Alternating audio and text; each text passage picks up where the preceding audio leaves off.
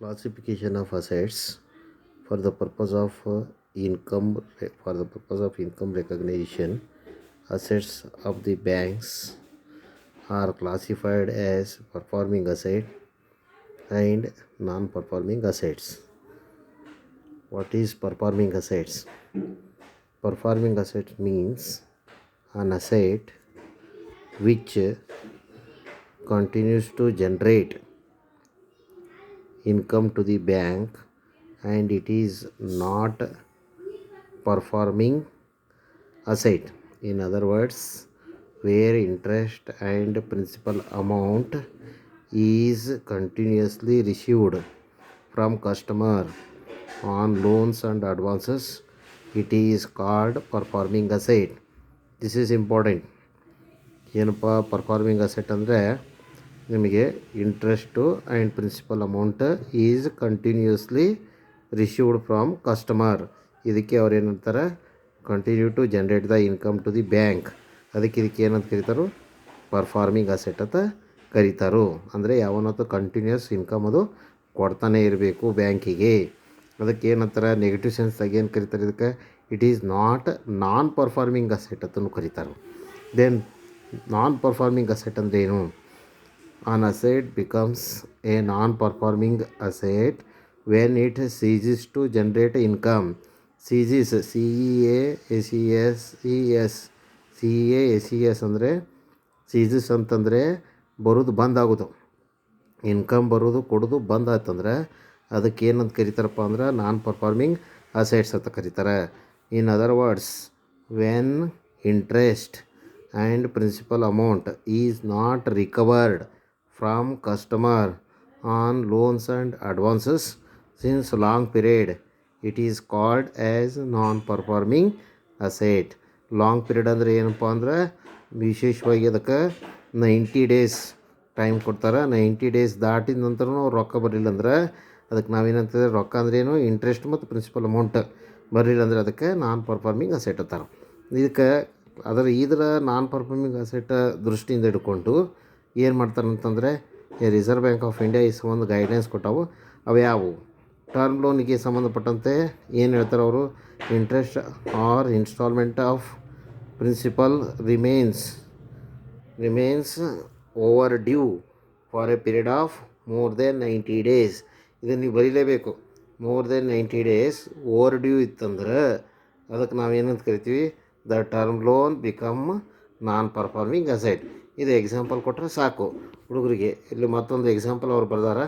31/3/2015 ಅಂದರೆ ಮಾರ್ಚಕ್ಕೆ, a bank has a total term loan of ₹50 crore, 50 ಕೋಟಿ ರೂಪಾಯಿ. Interest remains overdue. ಇದ್ರಾಗ ಏನಾಗೈತಿ ಅಂದರೆ ಬಡ್ಡಿ ಬರೋದು ಉಳ್ದದ, ಅವ್ರು ಕೊಡಬೇಕಾಗಿದ್ದು customer overdue on a loan amount of ₹10 crores for a period of more than 90 days as on the date. ಈ ತಾರೀಕಿನಂದು 10 ಕೋಟಿ ರೂಪಾಯಿ ಬರಬೇಕಾಗಿತ್ತು, ಬಡ್ಡಿ ಬರಲ್ದ ಉಳೀತು. ಈ 10 ಕೋಟಿ ರೂಪಾಯಿ ಏನಾಕತ್ತಪ್ಪ ಅಂದ್ರೆ ನಿಮ್ಗೆ ನಾನ್ ಪರ್ಫಾರ್ಮಿಂಗ್ ಅಸೆಟ್ ಆಗತ್ತೆ. In this case ₹10 crore is non performing assets and the balance ₹40 crores is a performing asset. ಅದೇ ರೀತಿಯಾಗಿ ಕ್ಯಾಶ್ ಕ್ರೆಡಿಟು ಮತ್ತು ಓವರ್ ಡ್ರಾಫ್ಟಿಗೆ ಬಂದಂಥ ಸಂದರ್ಭದಲ್ಲಿ, if the amount remains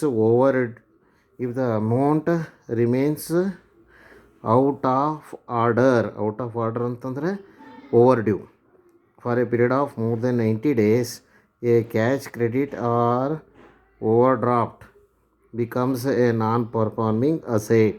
year out of order ಅಂದರೆ ಏನು? Out of order means the outstanding balance remains continuously in excess of sanctioned limit drawing power and there are no credits continuously for more than 90 days on the date of balance sheet. ಇದರ ಅರ್ಥ ಏನಂದರೆ, ಅವ ರೊಕ್ಕ ತೊಗೋತಾನೋ ಹೋಗ್ತಾನೆ. Debit ಬೀಳೋದತ್ತಂದ್ರೇನ ಅವ್ರು ಸಾಲ ತೊಗೋತಾನೋ ಹೋಗ್ತಾನೋ. Credit ಅಂದ್ರೇನು, ಸಾಲ ಹೊಳೆ ತುಂಬಿತ್ತಂದ್ರೆ ಅದು ಕ್ರೆಡಿಟ್ ಅಂತ ಕರೀತಾರೆ. ಆದರೆ ಕ್ರೆಡಿಟ್ ಆಗೋದು ಬಂದ ಆಗಿಬಿಡ್ತದೆ. ಎಷ್ಟು 90 ದಿವಸ ತನಕ ಒಂದು ಕ್ರೆಡಿಟ್ ಕೊಡಲಿಲ್ಲ no credits continuously for more than 90 days. ನನ್ನ ಅಕೌಂಟ್ದಾಗ ಕ್ರೆಡಿಟ್ 90 ದಿವ್ಸದೊಳಗೆ ಒಂದು ಕ್ರೆಡಿಟ್ ಬೀಳಿಲ್ಲ ಅಂದರೆ ಅಷ್ಟು ಅಮೌಂಟ್ ಏನೈತದ ಓವರ್ ಡ್ಯೂ ಆಗ್ತದೆ. Next bills purchased and discounted. ಇದಕ್ಕೆ ಸಂಬಂಧಪಟ್ಟಂತೆ ನಾನ್ ಪರ್ಫಾರ್ಮಿಂಗ್ ಅಸೆಟ್ ಅಂದರೆ if the bills remain overdue or unpaid for a period of more than 90 days.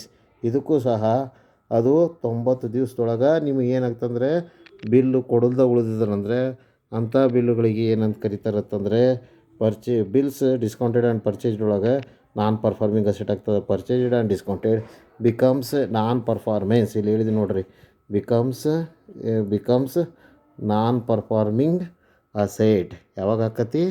ಅದು overdue more than 90 days ಒಳಗೆ ಏನಾಗಬೇಕು, ಅವು ಬಿಲ್ಲುಗಳ ಮೇಲಿರ್ತಕ್ಕಂಥ ಹಣವನ್ನು ಓವರ್ ಡ್ಯೂ ಅಂದರೆ ಅನ್ಪೇಯ್ಡ್ ಕೊಡದೇ ಇದ್ದರೆ ಅದಕ್ಕೆ ಆಗ್ತದೆ.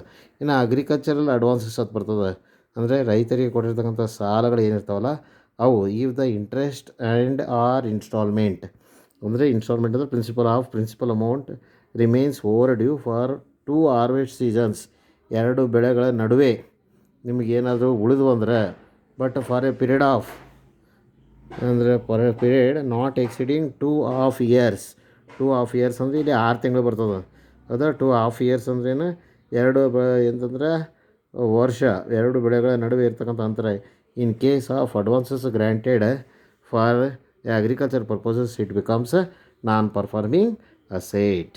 ಇಷ್ಟು ನಾವು ಏನು ಮಾಡ್ಬೇಕಂದ್ರೆ ನಾನ್ ಪರ್ಫಾರ್ಮಿಂಗ್. ಇನ್ನು ಅದರ್ ಅಕೌಂಟ್ಸ್ ಅಂದರೆ ಬೇರೆ ರೀತಿ ಸಾಲಗಳಿದ್ರೆ if any amount to be received remains ಬರಬೇಕಾಗಿರ್ತಕ್ಕಂಥ ಹಣ overdue for a period of more than 90 days in respect of other accounts.